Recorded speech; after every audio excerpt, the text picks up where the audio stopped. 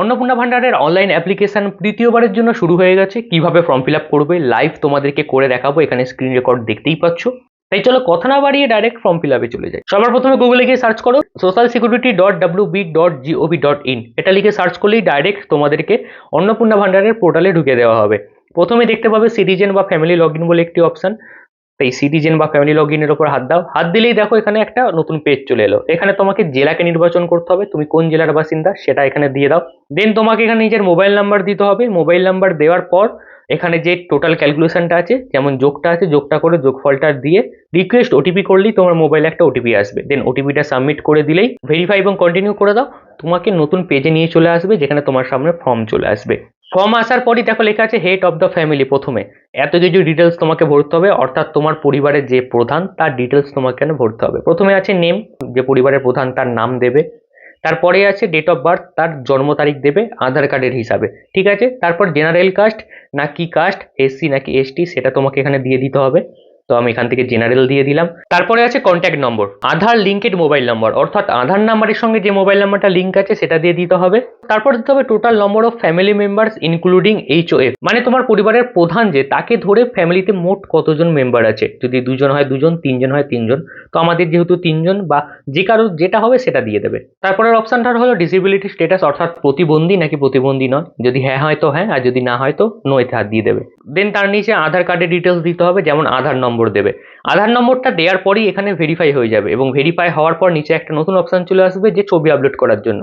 দেন তোমাকে আধার কার্ডের ছবিটা তোমাকে আপলোড করতে হবে। যদি ছবি আগে থেকে তোলা থাকে তাহলে এই অপশনটায় হাত দিয়ে তুমি গ্যালারি থেকেও আপলোড করতে পারো, বা নতুন করে ক্যামেরা দিয়ে ছবি তুলতে পারো। তবে অবশ্যই মনে রাখবে যে ছবিটা হতে হবে 500 কেবির ভিতরে, তবেই কিন্তু আপলোড হবে, তা না হলে আপলোড হবে না। এরপরে তোমাকে এখানে পার্মানেন্ট অ্যাড্রেস দিতে হবে। তোমার আধার কার্ডের পিছনে যে অ্যাড্রেসটা দেওয়া আছে সেটাকে দেখে দিয়ে দাও। দেন ডিস্ট্রিক্ট তো হুগলি, বা তুমি যেটা আগে দেবে সেটা সিলেক্ট হয়েই থাকবে। দেন এরিয়া টাইপ, এরিয়া টাইপের মধ্যে রুরাল নাকি উরবান সেটা দিয়ে দিতে হবে। আমাদের যেহেতু রুরাল তো আমি রুরাল দিয়ে দিলাম। তারপরে দিতে হবে পিনকোড, তারপর পুলিশ স্টেশন, তারপর ব্লক বা এমসি অর্থাৎ মিউনিসিপ্যালিটি নেম। তারপর দিতে হবে মিউনিসিপ্যালিটির আন্ডারে তোমার ওয়ার্ড নম্বর কত, বা তোমার সেই এরিয়ার নাম কি, সেই নামটা তুমি এখান থেকে দিয়ে দেবে। দেন এপিক নম্বর, তোমার ভোটার কার্ডের যে নাম্বারটা আছে সেই ভোটার কার্ডের নাম্বারটা এপিক নম্বরে দিয়ে দেবে। এটা দেওয়ার পরেও কিন্তু সেই আবার একটা ফাইলের সিলেক্ট করার অপশন আসবে, যেখান থেকে তোমার ভোটার কার্ডের ছবিটা আপলোড করতে হবে একই প্রসেসে। অ্যাসেম্বলির জায়গায় তোমাকে সার্চ করতে হবে তোমার যে বিধানসভা কেন্দ্র, সেই কেন্দ্রটার নাম এবং নম্বর কত সেটা লিখে সার্চ করলেই তুমি এখান থেকে পেয়ে যাবে। যদি এটা না জানো তাহলে তোমার ভোটের সময় যে স্লিপটা দিয়েছিল সেই স্লিপে দেখবে লেখা আছে, সেখান থেকে তুমি দেখে লিখে দিতে পারো। দেন পার্ট নম্বর, পার্ট নম্বর ওই ভোটার স্লিপে তুমি পেয়ে যাবে, ওপরে কোণের দিকে দেখবে পার্ট নাম্বার বা অংশ নাম্বার বলে লেখা আছে, সেটাকে দেখে এখানে লিখে দিও। এবার চলো আমার ডিটেলস আমি সমস্ত ভরে দিই, দিয়ে পরের পেজে দেখা হচ্ছে। এই সমস্ত ডিটেলস ভরে দেওয়ার পর তুমি নেক্সট করলেই তোমাকে পরের পেজে নিয়ে চলে যাওয়া হবে। নেক্সট করার পর এখানে আরো কিছু ইনফরমেশন তোমাকে দিতে হবে। অবশ্যই এখন মনে রাখবে যে এখনই ওই মেম্বার 2 মেম্বার 3 অ্যাডে হাত দেবে না। এখানে বলা হচ্ছে প্রথমে হাউস সাইজ, অর্থাৎ তোমার বাড়িতে কি 3টে বা তার বেশি ঢালাই করা পাকা বাড়ি আছে, যদি হ্যাঁ হয় ইয়েস, না হলে না। তারপরের অপশনটা যে তোমার ফ্যামিলিতে কোনো রকম জমি জায়গা কেনা আছে কিনা এক্সট্রা, তুমি যে বাস্তব বাড়িতে থাকো বা তোমার বাড়ি যে জায়গায় আছে সেটা নয়, এক্সট্রা কোনো জমি বা জায়গা কেনা আছে কিনা, হ্যাঁ হলে হ্যাঁ, না হলে না। পরবর্তী ভেহিকেলের ডিটেলস দিয়েছে, অর্থাৎ তোমার বাড়িতে কোনো রকম কি পার্সোনাল 4 চাকা গাড়ি আছে, যদি না হয় তাহলে নো করে দেবে, আর যদি হ্যাঁ হয় তাহলে কিন্তু তোমাকে এখানে তোমার গাড়ির নাম্বার এবং তোমার রেজিস্ট্রেশন নাম্বারও দিতে হবে। তারপরে চলে যাও হেলথ ইন্স্যুরেন্সে। হেলথ ইন্স্যুরেন্স কোনো করা আছে, ইয়েস হলে ইয়েস, নো হলে নো। আর যদি ইয়েস হয় মানে তোমার যদি স্বাস্থ্য সাথী থেকে তাহলে কিন্তু ইয়েস করতে হবে। এখানে ইয়েস করবে, ইয়েস করার পর গভর্নমেন্ট বলে অপশনটাকে সিলেক্ট করবে, এবং গভর্নমেন্ট বলে অপশনটাকে সিলেক্ট করার পর এখানে তোমাকে লিখে দিতে হবে যে স্কিম। দেখো এখানে হাত দিলেই চলে আসবে স্বাস্থ্য সাথী, তো স্বাস্থ্য সাথীটাকে সিলেক্ট করে নেবে। তাই যারা স্বাস্থ্য সাথী পাচ্ছ তারা কিন্তু ইয়েস করবে, নো করবে না। তারপর স্বাস্থ্য সাথীর কার্ডের যে নাম্বারটা আছে ইউআরএন নাম্বার, সেটা তোমাকে এখানে লিখে দিতে হবে। লিখে দেওয়ার পর নেক্সট করে দাও।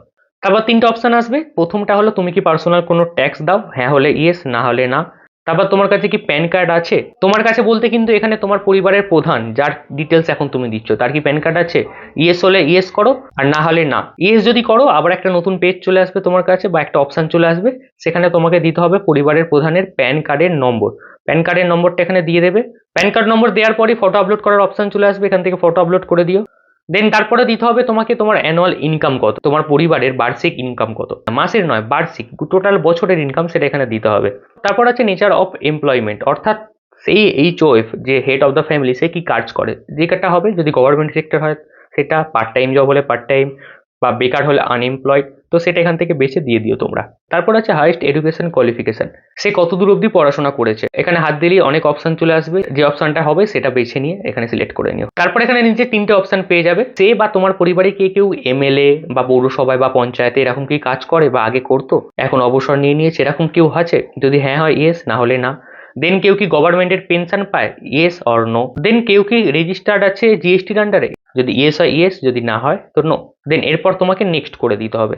নেক্সট করার পর এখানে আসবে সিএএ কেউ অ্যাপ্লিকেশন করা আছে, যদি হ্যাঁ হয় তো ইয়েস, আর যদি না হয় তো এখানে কিছু করার দরকারই নেই, ঠিক আছে। নট অ্যাপ্লিকেবল যেটা আছে ওটাতেই রেখে দাও। এসআইআর এ কি নাম উঠেছে বা এসআইআর এ কার কি ট্রাইব্যুনালে নাম আছে, এরকম কেউ না থাকে তাহলে এখানে কিছু চেঞ্জ করার দরকার নেই, ডাইরেক্ট নেক্সট করে দাও।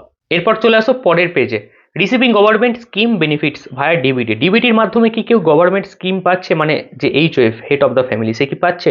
যদি ইয়েস হয় তাহলে ইয়েস করবে, না হলে না।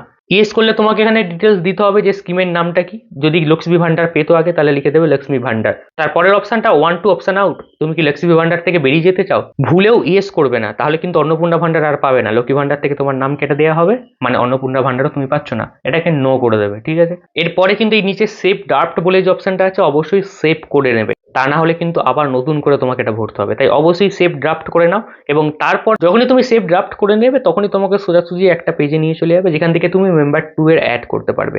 মেম্বার 2 এর অ্যাড করার প্রসেস কিন্তু একদম সেম টু সেম, তুমি নিজেই পারবে। অলরেডি ভিডিওটা অনেকটা বড় হয়ে গেছে, আমি আর এই ভিডিওতে দেখাচ্ছি না। যদি কোনো জায়গায় সমস্যা হয় অবশ্যই কমেন্ট করে জানাবে, আমি পরবর্তীতে মেম্বার 2 মেম্বার 3 কিভাবে অ্যাড করা হয় ভিডিও বানিয়ে তোমাদেরকে দেখিয়ে দেবো। তাছাড়া খুব ইজি, একদম প্রথম প্রসেস যেটা দেখালাম একদম সেম টু সেম প্রসেসে মেম্বার 2 মেম্বার 3 মেম্বার 4 যতগুলো মেম্বার আছে সবার অ্যাড করতে হবে। ঠিক এরকম ভাবে সবার ইনফরমেশন দেওয়া হয়ে গেল। উপরের দিকে দেখো ডিক্লারেশন বলে একটা অপশন আছে, এই অপশনের মধ্যে ট্যাপ করো। ট্যাপ করলেই একটা বক্স আসবে দেখো, যেটার মধ্যে টিক করে জাস্ট সাবমিট অ্যাপ্লিকেশন করে দাও। তোমার অ্যাপ্লিকেশন এখানেই জমা দেওয়া হয়ে গেল। এরপর নিশ্চিন্তে থাকো, ভেরিফাই করা হবে। পরবর্তীতে তুমি স্ট্যাটাস চেকও করতে পারবে, কিভাবে চেক করবে সেটা আমি জানিয়ে দেবো পরের ভিডিওতে। তুমি চিন্তা তোমার অনলাইনে লক্ষ্মী ভান্ডার বা অন্নপূর্ণা ভান্ডারের ফর্ম ফিল আপ হয়ে গেল। এছাড়া যদি কোনো প্রশ্ন থাকে, আর আবার বলছি যদি এরকম মেম্বার 2 মেম্বার 3 অ্যাড করতে কোনো সমস্যা হয় আমি পরবর্তী ভিডিও বানিয়ে সেটাও জানিয়ে দেবো। তাই কমেন্ট করে জানাও, কারণ এই ভিডিওটা অলরেডি অনেক বড় হয়ে গেছে। আজকের জন্য এতটাই, আবার দেখা হচ্ছে নেক্সট ভিডিওতে। Good bye.